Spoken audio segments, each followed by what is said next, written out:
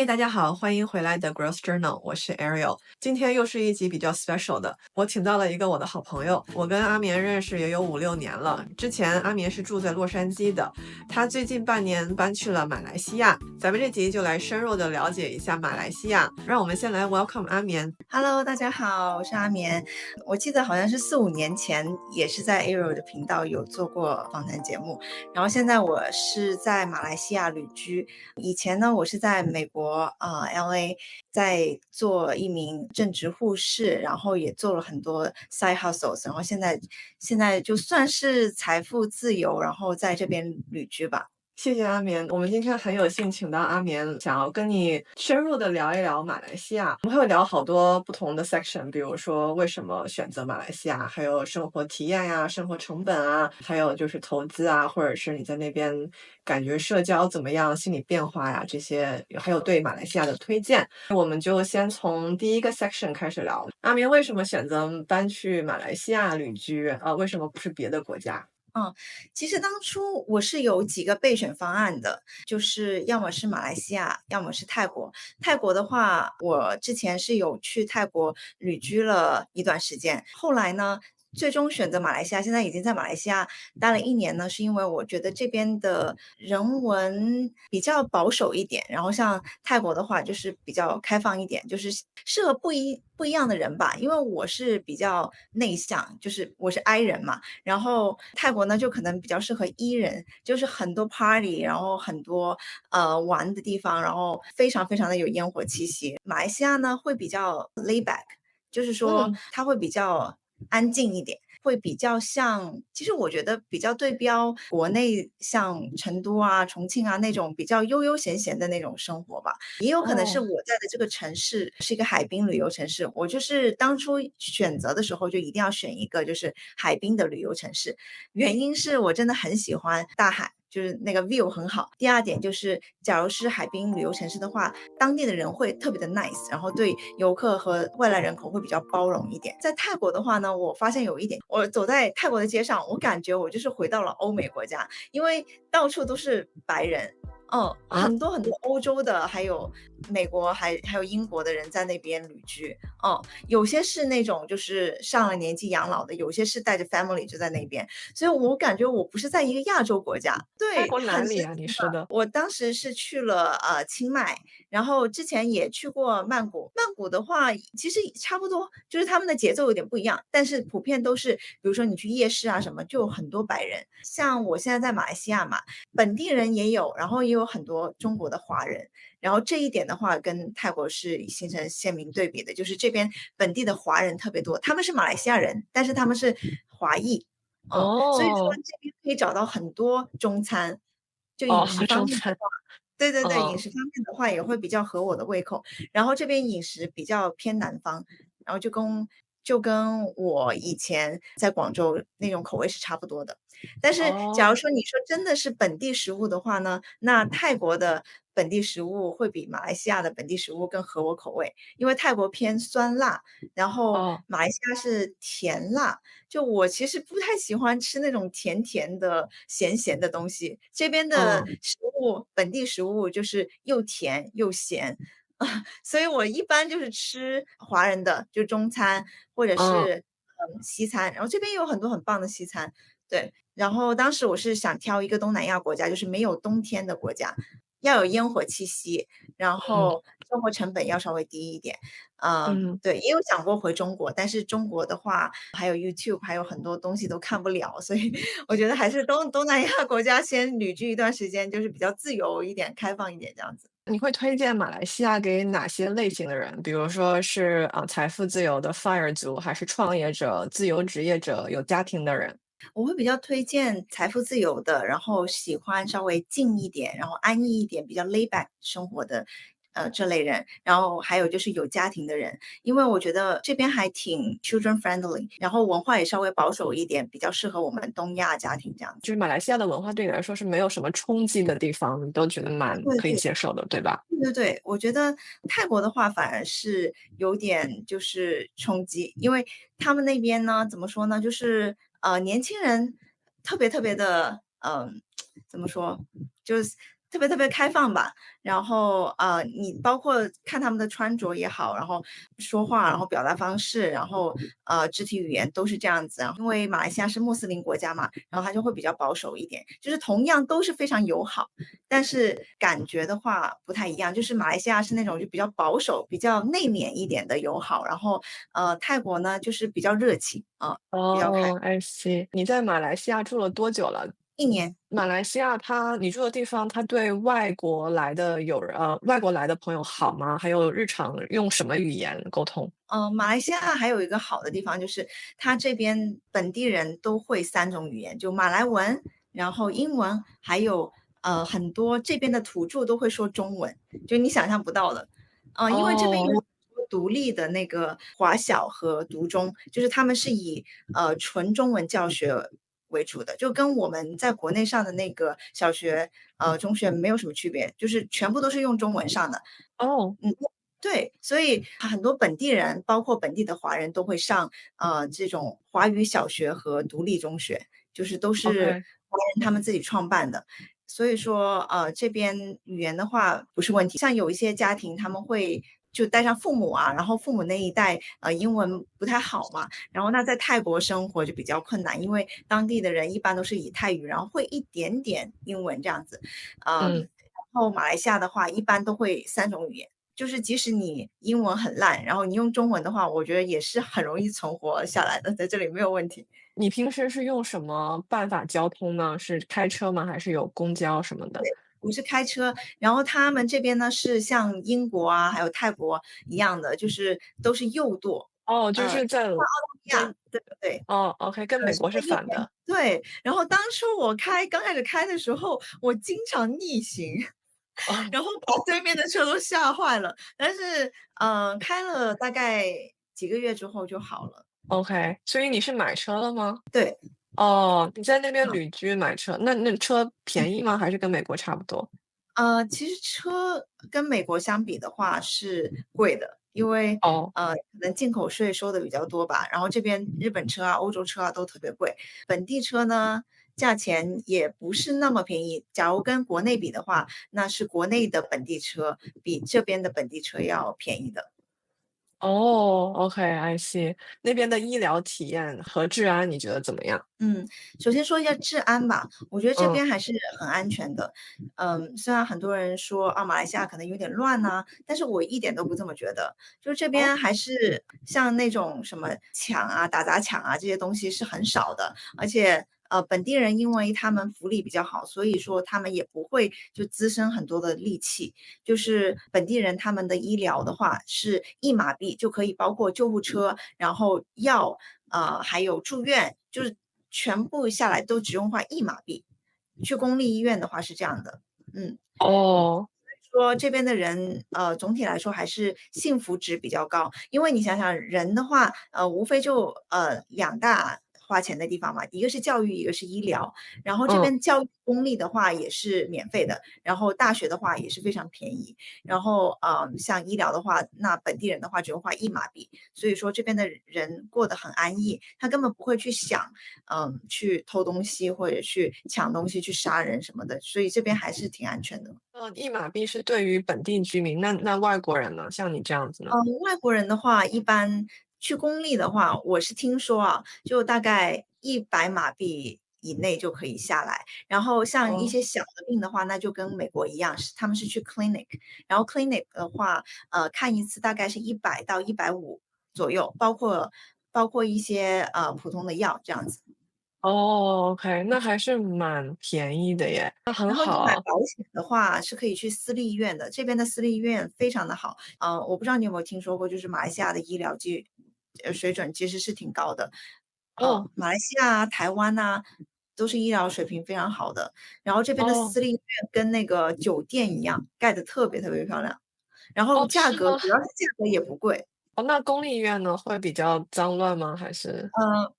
脏倒不会，就是会比较拥挤，人还是没有国内的多。嗯。嗯，下一个 section 是那个生活成本篇。你选择的城市是属于一个海边的旅游城市，那嗯。它是叫什么名字？然后它有多大？你为什么？你怎么找到它的呢？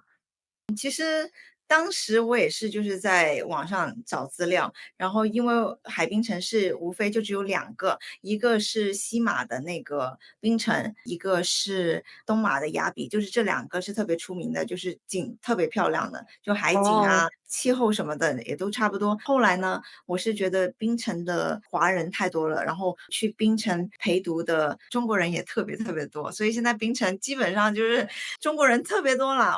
而且我是喜欢那种比较静的人，然后不太喜欢就是嘈杂的，所以说我最后选择的是东马的雅比。雅比的话，现在是年轻人当中就特别热门的一个旅游城市，因哦为这边我不知道你有没有听过仙本那，离这边就是几个小时的那个距离，它是一个非常像，就人家叫小马尔代夫嘛，对，哦所以这边的海就很漂亮。当初找到雅比这个地方呢，也是就是在网上查到的，也有其他博主有介绍这个城市，然后我哦有看，然后我有自己做 research，然后最后决定来这边还有个原因就是这边的那个日落特别特别的美，这边的日落哦是全球排前3的日落，是真的很漂亮。然后刚好我租的这个地方的海景呢是日落的海景。所以说这哇就是为什么当初一定要租这个3房的，就虽然对我来说太大了，但是这边的景真的很漂亮，就每天都在看日落。哦，我听起来你过得很好嘛，嗯，也太爽了。没有了，也没有。你是对。怎么找到现在住的地方的？你现在住的房子可以 describe 一下，它是一个高层吗？它有几房几厅？然后每个月的租金是什么？这个蛮重要的，因为大家落地第一件事情就是找房子嘛。嗯我现在住的呢是高层，然后是这边叫 condo，其实就是高楼嘛。然后我们这嗯边大概好像有25层吧，然后嗯，刚刚好就是建在海的旁边。我这个是有 sea view 的，然后我这边大概是5000多马币一个月，换算过来就是差不多1300-1400美金吧。因为最近哦马币，OK，暴涨，就以前以前可能换算过来只有1100-1200，但是现在已经因为马币暴涨，所以变成哦1300。，I see，房子是比较新的吗对，然后是精装的，？OK，家具什么的也都有，但是我听说现在也租金已经就又涨了。我的这个房子是3房，3个房间都是比较大的，然后一个主卧加一个洗衣间3个厕所，然后一个厅一个厨房这样子。3个厕所对3个厕，OK。所，对，所以OK，that's 都很舒 unusual。服。我在找亚洲的房子的时候嗯，很难找到，就很容易找到多个房间，但是厕所就很难很少。找到那个很多。对，对，其实像日本啊、台湾，他们的户型就会比较偏小，然后那个厕所也比较少。但是马来西亚这边的话呢，就是同样的租金，你真的可以租到 quality 蛮好的房子。这边租金的话是真的物美价廉。一个月的生活费大概多少？其实我觉得这个东西就是丰俭由人了，而且要看你平常就是出入吃什么餐厅啊之类的，你做不做饭之类的。就假如你自己做饭的话，那生活成本真的巨低，就是你就是房租，然后这边买菜啊什么的非常非常的便宜。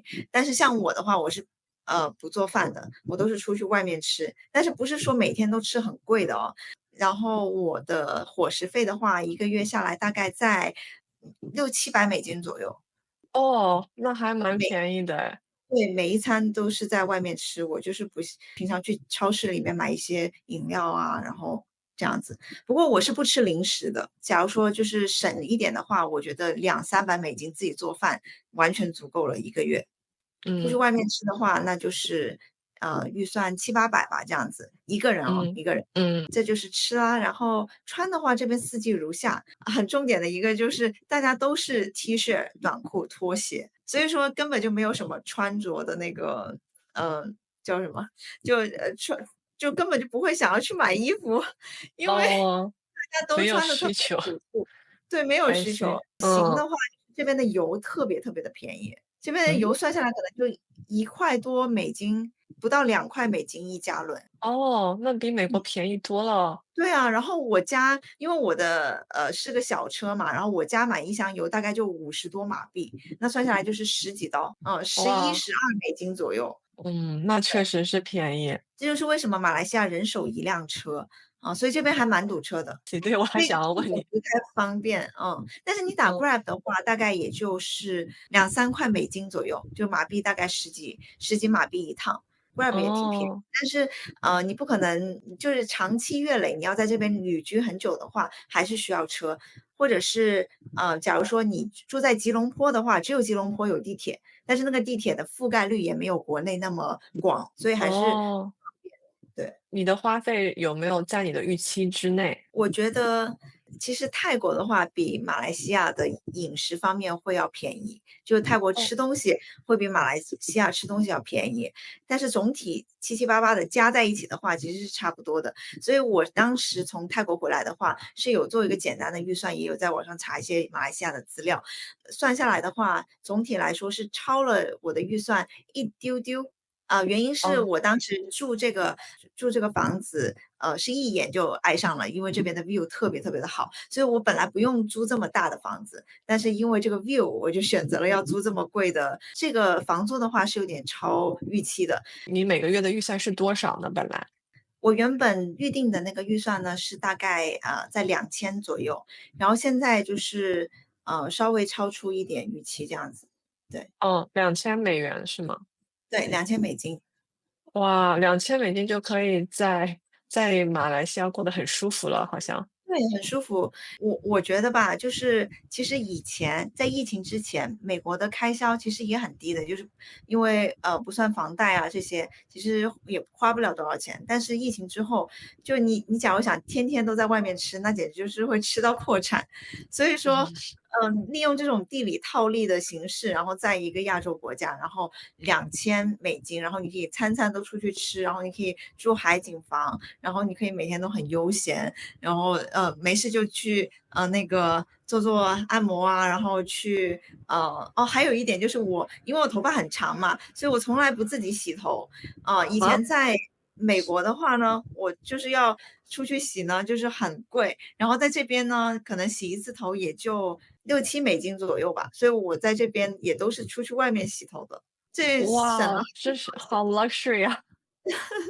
就对于我来说是 luxury，对，因为哦，我是不太买那个奢侈品啊这些东西，但是对我来说就是生活品质，然后像这种小的生活享受的话，我是一定要花的。会出去按摩或者是做脸吗？那些花多少钱呢会的，会的。像按摩的话，一般是90到150，就是 it depends。然后？OK，OK，大概换算过来的话，就是差不多20到30多美金吧。哇，这个是啊，1个小时吗？1个小时，对。哇哇哇！这边是零头都大概零头吧，这边120对块钱对对，起吧。20块钱都不够付小费的，这个是哦，重点。对对对对对，对，哦，这你那边还不用边不用付小费，太好了太好了。觉得那边就是越来越吸引我了，好像就是过去嗯，旅居，然后租个房子还不错的选择哎。对，你可以感受一下。对。嗯嗯，那当地人是习惯用现金还是 Apple Pay 啊，信用卡这种？哦，这一点还蛮文化冲击的，刚来的时候，这哦，边很多人用现金，这一点我啊？真的是没有想到。对，就是这边的人很 prefer 用现金的，像我们一般就微信、支付宝用惯了，就带一台手机就可以了，对不对？但是这边对啊，你多多少少你一定要揣一点现金在口袋里，就不然有些地方哦，真的就是不收任何形式的信用卡和 Apple Pay 这些。但是你要是不去那种小店。然后你只是在比如说商场啊，然后在游客区啊，那肯定是支付宝都能用，然后微信也能用，然后 Apple Pay 也能用，都能用。口一点的地方的话，你就一定要带现金。听到你说的生活成本以后，我觉得对我的未来退休生活更有了希望。因为我最近我还是住在加州嘛，然后我还是住在湾区，然后每个月的生活成本要超过1万美元，所以我就觉得好大压力，好大压力。不过你这个是包括房贷这些吧？对对对。对，但是你也包括房租了。也是也是，我这边的房租占大头，然后我其实就是房租，然后吃饭，然后油的话特别便宜嘛，嗯我没有算那个车的钱，就是算油费的话，那衣食住行就是这几嗯样，所以没有其他很多的开销，然后就是一个月，可能就出去洗头，然后按摩，就是这样子，没有其他。我其实生活是一个非常简单的人，所以说开销嗯。比较少。你想想我以前在加州的时候，就疫情之前，我有做过一嗯个视频嘛，我一个人嗯，的话，可能也就花1000多，1000出头美金。那你疫情就没有包括洗头和按摩了吧？哦，对对对，而且要自己做饭。对啊，对，对啊，那是完全不一样的生活品质，好吗？我现在就是几乎每天都在自己做饭，然后按摩呀什么的，我连指甲还有修眉毛都自己，就是完全不出去做指甲，然后自己修眉毛，更别说什么洗头发、按摩、做脸，全部都自己在家里搞，就是能省就省，这样我还要每个月付1万多美元。真的是搬出来会感觉，哦，世界好宽广，好不一样。对啊，对啊，唉，我就期待我的未来吧。你有去玩过那边的海吗？就是你喜欢玩海吗？比如说游泳啊、snorkeling 什么的。我小时候是非常喜欢玩的，但是长大哦，了之后，就没有那么好动，没有那么爱玩了。所以，像其他周边的那个，像各种小岛啊，他们是会坐船去的。然后我嗯，就住在那个码头旁边嘛，所以嗯，每天都看他们就是来往的那个小飞小费，船，就是唰唰的在那个海上。但是我自己的话，我现在还没有去过这些岛，就还没有出去玩。然后我嗯，是等着，就是我再过1个月，我弟弟要过来玩，然后我是打算跟哦，他一起，去探索。因为我自己的话哦，就无聊嘛，就是说到嗯，一点，就是在这边有一点是很难克服的，就是因为这边我不是在这边长大，然后我只在这边旅居，然后嗯，也没有朋友，那也是有可以找到玩伴，就所谓的搭子，但是因为那不是毕竟不是一起玩大的朋友，就是没有太多的共同话题，所以这一方嗯，面的话，假如你是一个非常需要社交的人，那可能你要考虑到这一点。对，就是其实像我嗯，这么 I 的一个人的话，我住了1年下来，有一点还是感觉到孤独的。对，嗯，对，我能理解啦，因为我也是 I 人，我是可以大概2、3周都没有社交的，但是2、3周以后还是会想要有朋友。然后对，这个我正想要问你，就是因为旅居它不只是马来西亚，就是旅居这个生活方式就是会有这个问题。这个我以前想过，就是比如说我要搬去日本，那我的克服方式是去上语言学校，因为那样子应该会遇到很多 common background 的人。但是马来西亚就没有这个必要，那你现在就没有什么场地可以遇到 common 对，background 的。就没有圈子，没有社嗯，交圈。我以前，哦，就是有看小红书啊，然后他们上面有一些群呐，然后可以一起出去玩的啊，这些群。但是，怎么说呢？我还是比较 I 啦，就是这种跟陌生人社交的那直接个 出去玩。area 对我来说还蛮嗯，高的。对对对，哦，对对对，所以，我能理解。所以你说的没错，就旅居这种生活方式的话，大家一定要考虑好。就是我1年前搬过来的那个状态呢，其实是很兴奋、很期待，然后要开始新的生活。但是住了1年之后，就会发现，嗯，跟我想象的不太一样，就是有些时候真的挺无聊的。嗯，是这样子的。那你怎么打发呢？出去玩吗？逛街什么的？我的生活算是比较规律的，然嗯，后，像出去玩的话，我，一般也只是就是逛逛夜市啊，逛逛早市啊这些东西。打发嗯，时间的话，我一般都是就是看 YouTube，然后听书、看书，我会看很多 podcast。我不知道Ariel 你有没有做 podcast，但是我还嗯。蛮喜欢听播客的。对，我有考虑想要把我们所有这些就转成 podcast 发到 podcast 上面去。I'll 哦，eventually get to it。嗯，对对对。再聊下一个，就是马来西亚对美国护照的话是3个月免签，对中国护照是1个月免签。你搬过去以后，在马来西亚开银行账户啊、办手机啊，这些有没有遇到过什么问题，或者是 interesting 的东西？这边的银行账户的话是非常就是苛刻的办理的话，它嗯，要审核很多东西，然后很慢。但是呢，有一点非常神奇的地方就是我到现在我都没有 bank account。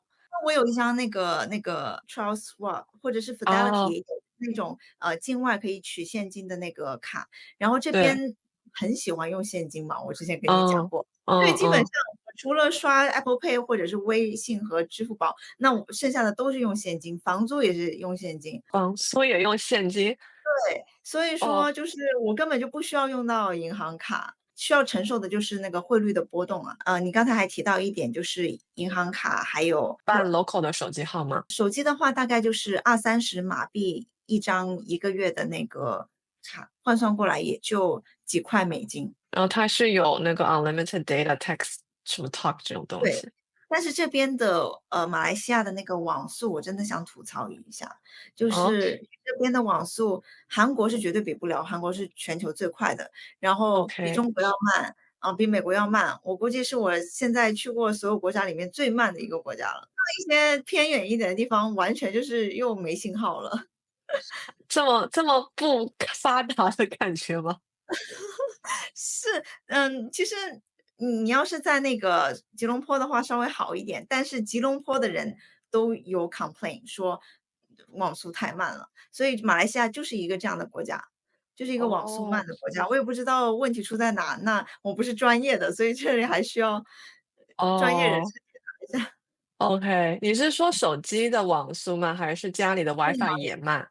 所有的哦哦所有的，，OK。对 OK，interesting，好对。吧。还有很多我的观众，包括我自己啊，其实也很有兴趣想要知道马来西亚适合投资吗？然后主要是哪些领域？还有就是房地产适不适合投资？这个你有研究吗？这个问题问得非常好，因为我们刚开始做频道的时候都是讲投资相关的嘛，然后 嗯 FIRE 相关的，所以这个就很重要。我当初来马来西亚呢，也是有考察这边的就住宅，然后这边的那个有什么投资的机会，我也嗯有跟当地的人聊一聊，但是我觉得这边的投资机会的话，其实跟国内还蛮像的，就是哦说，就是要么就是房地产，要么就是那种私募基金，就是你哦拿一笔钱，然后给一个项目，然后拿分红，但是这种嗯风险高，我不知道你会不会有兴趣。反正我个人的话，我是不太愿意去承担这种风险的，毕竟我们作为外国人嘛，然后在嗯，一个外国国家做这种私募项目，还是不太安全。那还不如投美股，然后就定投一个 SPY 500，对不对？然对对对。后房地产的话，这边呢，因为是旅游城市，所以很多人都想买短租房，然后做民宿，觉得这样子很挣钱。但是我想说的是，这边对短租是特别特别的火，然后需求也特别的旺盛。但是我考虑到的是，这边的房子呢，像本地人他们是不会去买单价这么高的那种旅游海景的做短租的房子。那等于说，嗯要是想要变现，或者是你要卖掉的话，那你只能找下家，下家会跟你一样是就是外国身份，然后想要投资这边嗯，的这边的海外投资人。所以说，这个的话就属于比较局限咯，就是你要找接盘侠的话，你的接盘侠非常的有限。所以对对。对对对，然后这边的房子的增值空间的话，当然了，我说到这里可能会冒犯很多，就是房产经纪啊或者是什么，但是呢，我觉得这边的房产增值的话是非常非常慢的，就可能一个地方只会出1-2个楼盘能够说跑赢大市，但是说很多其他的楼盘，不烂尾都很好了，就有烂尾的情况。然后烂尾就是没建完吗？对，没建完，然后就放弃了。有烂尾的情况，然后哦有一些不烂尾的那些项目的话，可能最后你的那个转手的时候，可能非常非常的难卖，然后价格的话也不会说给你增值到多少这样子。因为你哦。想想，你卖的对象的话，只能是跟你一样是作为海外的投资人，所以说嗯是非常局限的。但是像吉隆坡的话，那边有买那种就是长租的公寓，然后同样的也是很多人在说，就是有几个楼盘几年内就翻了1倍啊，那也是有的。但是呢，这种情况就非常少，而且你能不能抢到当初这个楼花出来就最 bottom 的那个价格也不一定。所以说你嗯。你可能冲进去买的话，你可能就买在高处了，我是觉得不太稳妥。所以说，房地产的话，我也不考虑在这边投。但是呢，假如说你有很大一笔钱，然后你就是觉得房产特别的稳，然后你也没有想过要短期卖掉这个短租房或者长租房的话，那我觉得马来西亚的租售比是特别好的，比国内好很多。比如说你花一个十几万美金在这边，可以买一个高层的这种比较好的 apartment，然后你租金的话会有像我这一套就是差不多1300-1400嘛，然后你想嗯，想十几万美金的房子，然后你可以租1300-1400，而且这边又没有地税，然后也哦，对。没有对，有一点点管理费，又没有地税，又没有其他，乱七八糟的，像美国的这种持有成本，所以说还是挺划算的。假如说你作为一个长期持有的这个状态去想这件事情的话，也是有很多人想要投马来西亚的房产的。雅比的房产大概都是什么 price range 呢？这边本地人买的话，一般就是30万到60万马币，然后外国人买的话，一般就是60万可能都买不到了，只能买很偏的地方了。外国人买的一般都是100万马币左右。为什么？是因为那个有马来西亚身份会更便宜吗？不是，马来西亚本地人是会有 discount 一点点，嗯哼，但是呢，就嗯，是说这种高溢价的这种房子，只有外国人会买，本地人不会买。对。哦，I see I see，有一点很重要，就是本地人才可以买带土地的房子，就 landed，然哦，后外国人只能买这种高层的公寓，叫 condo。那也就是说外国人买了房子，但是他并没有拥有这块地。对，哦，那有什么产权吗？什么90年的这种？有，产权是有的，产权好像是不止90年，好像还挺哦，长的。哦，就是够一辈子了。对对对，OK OK，那 I see，因为我上集做了一个就是 嗯 study 去亚洲投资房地嗯产，然后马来西亚这边有观众留言说，嗯，吉隆坡房子还蛮便宜的，就是说他们建议我花20万美元左右去买一栋，然后他们说买不了吃亏，买不了上当，大不了就摆在那里，然后就长期持有空在那里。但是我自己在美国也投资房地产，我 at least I know 一个房子它不应该要空太久，就是还对。是得有人需要去 maintain 它。是的，是的，嗯，就像你那个朋友说的，假如说你要长期持有，然后大不了就空在那，这种想法的话，那马来西亚的房地产投资很适合你，就是因为它哦，就是买不了吃亏，买不了上当嘛，很便宜嘛。嗯，吉隆坡的房地产价格普遍比这边要低，因为那边竞争哦，比较卷，旅游城市地比较稀缺，因为海边就这几块嘛。那吉隆坡的话，哦，你是因为房子，特别特别的多，然后它也没有说，靠海或者哪一个地段是非常黄金的之类的。对，所以说爱吉隆坡惜，会比较就是吉隆坡会有几个地方都会比较市中心，比较黄金地段，所以说他们的建商特别多，然后选择也特别多，房子的价格就会被打压下来。但是在这边的话，黄金地段只有一个，就是我这个地方，就是市中心海边，所以这边的哦，房价就特别高。哦，原来是这样，我还以为吉隆坡会更贵呢。我刚开始也是这样以为的，但是，恰恰相反，这一点还蛮颠覆我的认知的。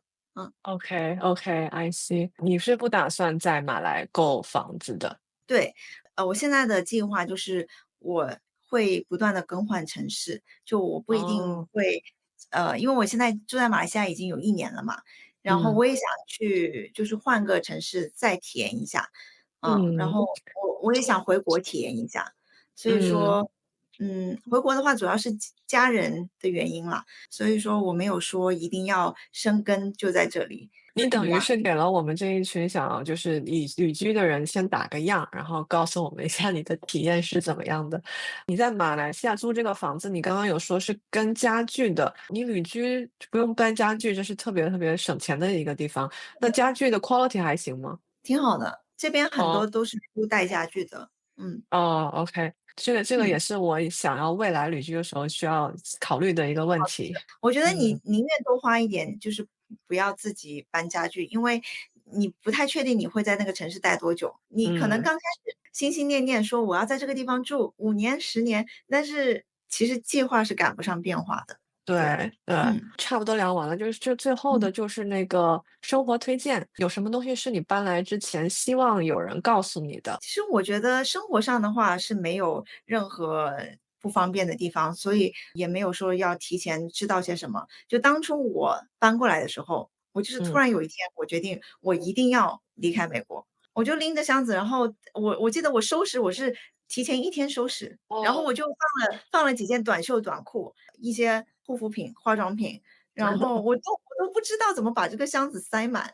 然后带了哦，电动牙刷，就是这种日用品，然后剩下的我觉得一切都可以在这边再购买，然后当时我就嗯，一个行李箱都没有塞满的行李箱就过来了。好潇洒。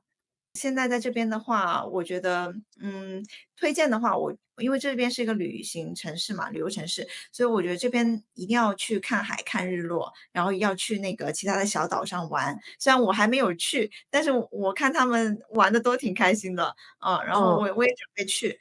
其他的话，我觉得在哪个城市旅居都一样，其实你需要的只是一张机票和一个决心，你真的不需要嗯准备什么。然后我觉得还有一点就是，很多人都会觉得旅居要带很多东西，然后物质上的东西你要准备好，就是怎么说，physically 你要 be prepared，但是其实不用。